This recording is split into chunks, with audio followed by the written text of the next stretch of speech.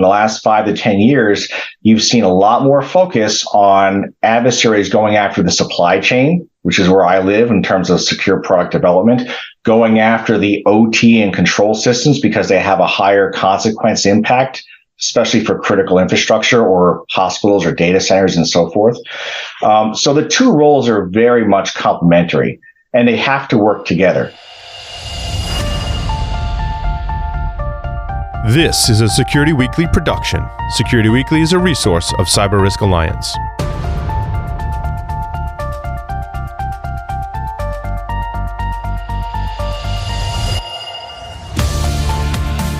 The Cybersecurity Collaborative is proud to present CISO Stories. Each week, CISO Stories takes a deep dive on security leadership with one of the contributors to my latest book, the best-selling CISO Compass: Navigating Cybersecurity Leadership Challenges with Insights from Pioneers, as well as other top CISOs and industry security leaders. The Cybersecurity Collaborative is a unique membership community enabling cybersecurity leaders to work together in a trusted environment. To learn more, visit securityweekly.com/CSC or visit cyberleadersunite.com. I am your host, Todd Fitzgerald, and this week we welcome Jason Christman, VP Chief Product Security Officer at Johnson Controls. I began my career in the Air Force with cybersecurity, looking at vulnerabilities and threats, and I was bitten by the bug of wanting to figure things out, solve puzzles, go deeper into systems, learn how to improve the quality of the various systems that I was interacting with. And it was a never-ending puzzle. It just led me down many different paths. And I realized that the impact I could have was far-reaching across the various development organizations that I was interacting with.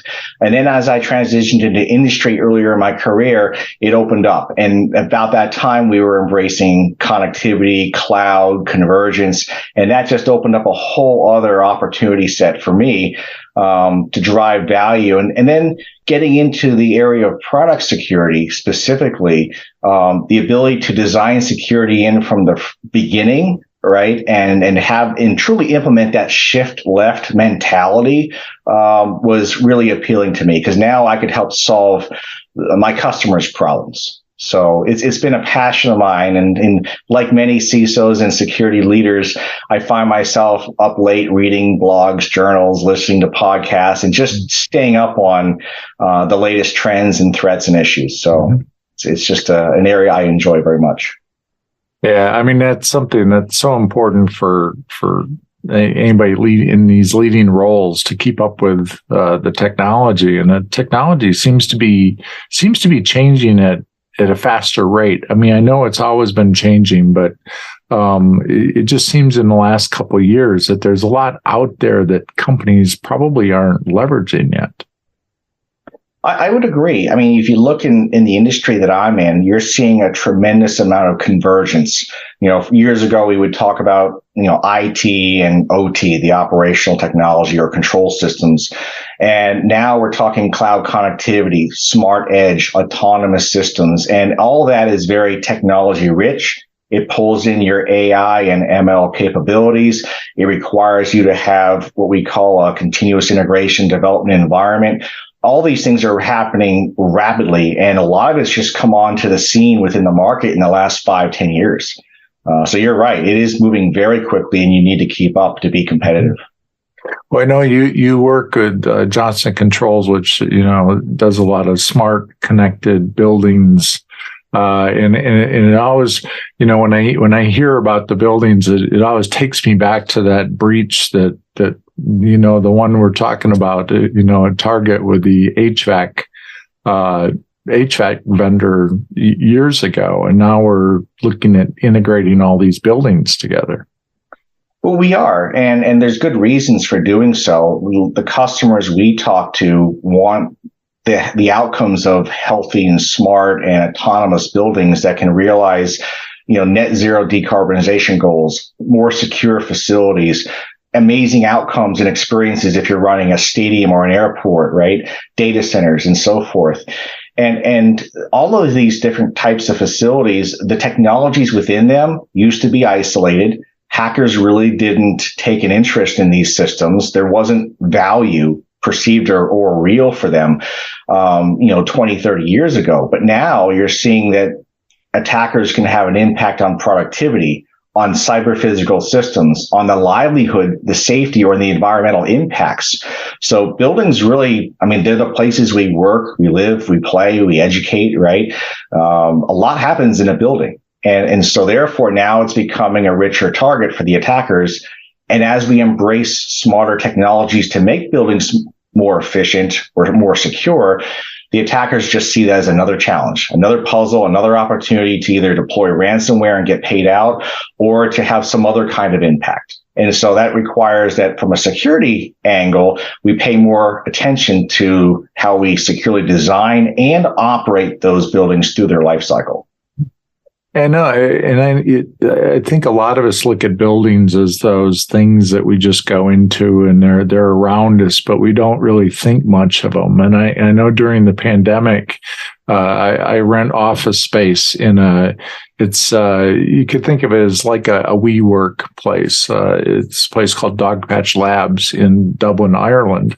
And there's, pre-pandemic, there'd be about 400 employees of 50 different companies, all startups. Instagram was actually started in the U.S. office in San Francisco of that kind of a facility. And they were putting things in there to monitor the movement around the building, trying to get better at their social distancing. And then there was monitoring on the bathrooms to make sure that there weren't more than, 2 people in the bathrooms. And, so they were trying to figure out how people were moving around the building. And I thought that's pretty amazing. Who thinks of, that we need that kind of technology, but it actually is very useful for how you're going to manage the office environment. The pandemic certainly brought an urgency to those types of technologies, but there's still a need, right, for energy efficiency and how the blinds or the windows shade or how the HVAC system is, interacting with all the other systems in the building to make it more efficient. Again, that positive experience for the occupants and tenants of the building. When you go into one of those shared workspaces, you just want the technology to work. And I would suggest to you that we're going to see buildings in the next several years become much more autonomous, and you're going to see buildings that are more responsive to the users in some new and bold ways. Just what would a couple of those ways be? Do you think that we're going to start to see? Well, if you look at when people walk into a building and you have an RFID tag or some kind of your phone with you, it's going to know typically where you go in the facility. The cafeteria might know how many orders to place or how many people are coming in that day based on the parking garage. You're going to see new technologies that help you understand what conference rooms are anticipated to be open. And so you don't go room to room to room, hopping around trying to find a place to sit. It's just going to become a much more friendly, safe, and welcoming experience for those occupants. And that's from an individual's point of view. For the facility owner and operator, they're going to see some real tangible savings on the energy consumption of that building. And certainly to meet the requirements of new regulations coming out around sustainability, they're going to need to be able to demonstrate that, hey, my building can actually perform at this higher level. Here's the proof and here's the data to show that. So it's really becoming an amazing new tool set. And even if you look at data centers, right, they've always had a lot of security around that. They want chillers that operate securely. They can't afford to have, the temperature fluctuate. Hospitals and emergency rooms, operating rooms can't afford to have the pressure incorrect within an operating environment. Otherwise, they have to stop it. And even things that we don't always think about, but those fire alarm detection and suppression systems, right? If they're not operating correctly, you lose your certificate to operate and you can't bring people into the building. Mm-hmm. All these things are becoming more connected. Sure. With AI involved. Again, security has to come along for the ride so that someone doesn't impact that outcome. Yeah. So to that end, so today we're talking about the Chief Product Security Officer. and you're, clearly working with a manufacturer that manufactures these different types of, building systems, which I think is fascinating, which affects, really all of our environments that CISOs are managing today. But the role of the Chief Product Security Officer, how did that come about, and how is that different from the role of what a CISO may be managing in an organization? Well, typically the CISO has the enterprise network and systems environment that they're responsible for, right? And the Chief Product Security Officer is looking at all the software. If you're a manufacturer or a software vendor, all the different products that are connected. If they have software and a microchip in them, you need to have someone driving good product secure design, security by design. And those two roles are partners, right? So when I talk to CISOs at our customers on a regular basis, I always look first to what their risk point of view is. What keeps them up? What are they concerned about? What are the security controls or features or capabilities I need to make sure are designed into our products to help them more effectively manage risk? And again, in the last 5 to 10 years, you've seen a lot more focus on adversaries going after the supply chain, which is where I live in terms of secure product development, going after the OT and control systems because they have a higher consequence impact, especially for critical infrastructure or hospitals or data centers and so forth. So the two roles are very much complementary, and they have to work together. In my corporation, we have a CISO who I work with very closely because we know risk can spill over from one side to the other. And then together, we help better serve our customers by understanding their point of view. The article this podcast is based upon can be viewed in the best-selling cybersecurity leadership book, CISO Compass, Navigating Cybersecurity Leadership Challenges with Insights from Pioneers. So when you have that CISO role in the Chief Product Security Officer role, does one report to another, or do you report into different parts of the organization? It is entirely dependent upon the organization that you work in and how they want to set it up. This Chief Product Security Officer role has a lot of touch points to product management, product engineering, the folks who manage all your cloud hosted systems and all of that. And so I report up to the engineering side of the house to the CTO. Our CISO reports up through the CIO. But it can be done in any number of combinations. What matters most is that whoever's sitting in those roles has a very close working partnership and is making sure from a business standpoint, you're addressing risk appropriately and you've got your customer focus in mind.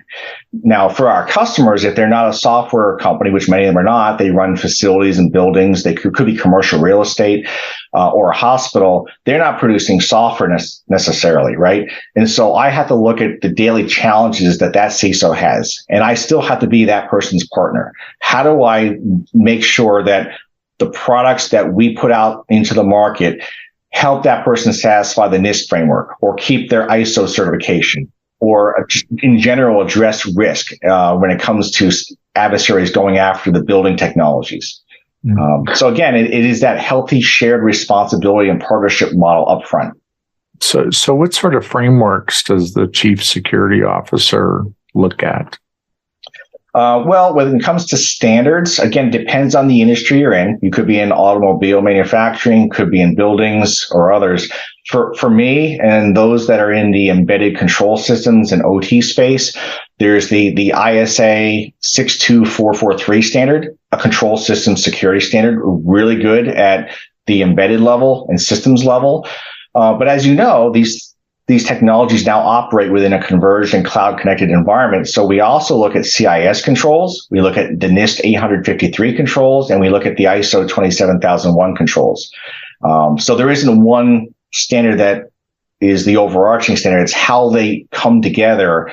Because when you look at your stack of what you're bringing your products and software into, you have to look at the entire risk framework. And then on top of that, some industries do credit card processing? How does it fit with PCI DSS? How does it fit with healthcare requirements, right? All that comes into play. So how do you find that works with the engineers where, you're the security guy saying we've got to build these things into the products, and then you've got your engineers. How does that work? Well, the motivation on the engineering side is to put out a product to market as quickly as they can that has, great features that the market's asking for. My job as a product security leader is to make sure that security comes along for the ride. It's there from the beginning, and that I focus on the developer experience. It becomes just part of what they do. It's automated into the CI/CD processes and DevOps framework that they have, so that it isn't a burdensome activity that they have to perform. Yes, there are additional steps for security. That's part of incorporating quality into your product. But to make it a selling point, not just for our customers, but also for our developers to see that what they're doing matters. It's adding as part of the value stream of engineering, and that what they're putting out to market actually is helping to win the day. Right? It's either resulting in more sales or greater customer outcomes and satisfaction, which then results in more investment back into their innovation work. Mm-hmm. What sort of qualifications do how technical do you need to be a chief product security officer? It is very helpful to have an understanding of product management, product engineering. It's also helpful to understand certainly the cybersecurity from a application level, what happens down everywhere from the kernel of a system all the way up through the applications and solutions that operate. It's important to understand the connectivity stack of how that all works together. So I would say there's elements in my role that are fairly technical because I'm on the engineering side of the house. But in the end, as a leader, I have to understand business impact and how to translate the security work that we're doing to outcomes for our customers and for our board and for our executive leadership. And how does that work with the other CISOs and the other companies in terms of understanding what that impact is? Are they looking more to you to help figure out what some of those risks are, or do you find that the CISOs are pretty knowledgeable in what those risks are when they're coming to you? Let me give you an example. So, many CISOs have concentrated on their enterprise IT network. And then a few years ago, there's been heightened awareness and focus on manufacturing systems and the OT and the programmable logic controllers and everything goes into a manufacturing site. And of course, by extension, other control systems like the OT in a building or on a production line. And so CISOs are becoming much more attuned to that risk area. They're becoming more educated on it. They understand that it's different than what they've dealt with in the past. There isn't necessarily a good asset baseline for all this equipment. This equipment is typically managed by the operations side of the house, not the IT side of the house. So those two worlds are coming together, and CISOs are quickly learning how those systems operate. And they're also learning about some of the frustrations of the fact that those systems have been lagging behind IT when it comes to, interoperability, visibility in a SOC to monitor the risk. A lot of legacy systems that are out there, they're in place for 15, 30 years. How do we start to then drive faster patches, upgrades? How do we segment these things appropriately? So a lot of the same concepts and approaches that a CISO has for their IT network, they're starting to learn how to adapt that and work that in the OT space. Mm-hmm. How do you get the OT side where you've got production lines and you need to put some patches in, but there's that conflict between touching the production line and possibly messing up production versus making an IT change? How do we bring those two pieces together? Well, it goes back to relationships and having a more deliberate process for making those changes occur, right? So in IT, things are very transactional. They happen at a higher speed. You want to push out an update to an operating system. For most individual users, it's largely transparent. It just happens in the background. With an OT system, you have to go engage that leader of that environment and say, here's what we need to do to upgrade security. They usually understand that security is important. Then it becomes a discussion on timing, how, what testing do we need to do? Let's make sure it doesn't break the operation or the production facility. So it's balancing your speed of transactions and managing risk with the need to have a good deliberate relationship in place to upgrade those environments. And eventually, as that technology becomes more IT-like, with newer technology involved, you'll be able to push updates without an impact to the operation. If somebody's a CISO today and they want to move into, become this product security officer, what sort of things do you think they would need to do or to learn to make that transition? Certainly engage your engineering organization, learn how product management operates, the systems, the strategies, the key roles and players involved. Start to interact with your external customers more, because I spend a considerable amount of time listening to the needs and risk concerns of our customers outside my company. And then start to look at how you can take security and drive new features and differentiation. Think of it as you're selling a product. I'm selling security for a company that sells products. And how do we make security part of the value proposition? It's not just a risk and governance factor, which it is for me, but it's more than that. It's giving something to the market that's of better quality. And so learning all those disciplines of product and management and engineering, talking with sales leaders, account leaders, and becoming part of that whole business process will help speed CISO's transition into this space. And frankly, there's opportunities to learn about, hey, how do you do AppSec? How do you, what does a CI/CD process really mean? How do you automate that? What are the vendors and technologies used to make that happen? Mm-hmm. And there's a whole set of security partners and vendors that are focused purely on product security, application security, cloud security. Mm-hmm.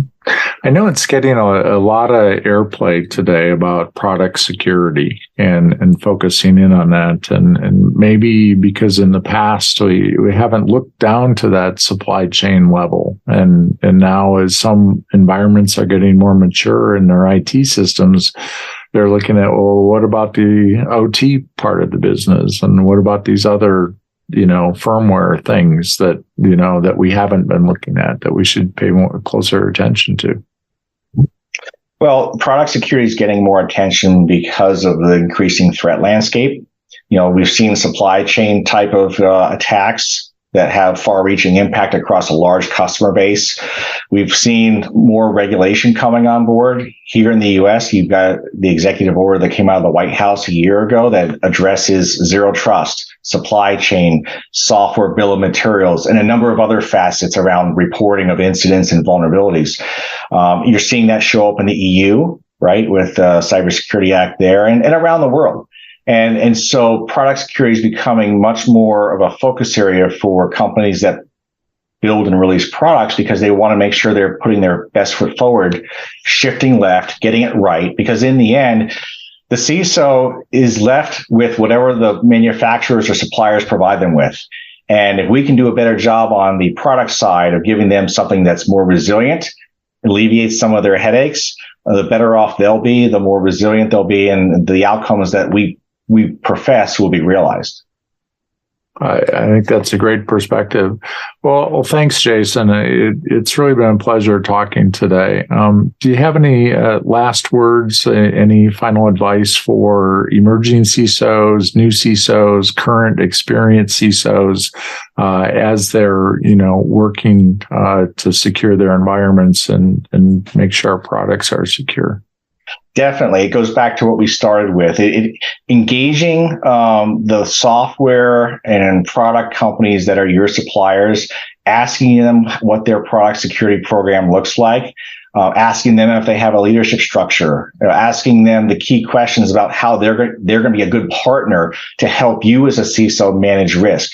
We see that today in the questionnaires, the pre-sale questionnaires, but go further than that. Engage some of your key suppliers. Have those conversations with their product security team and let them know what your key concerns are and challenge them to incorporate those controls and features in the products in future releases.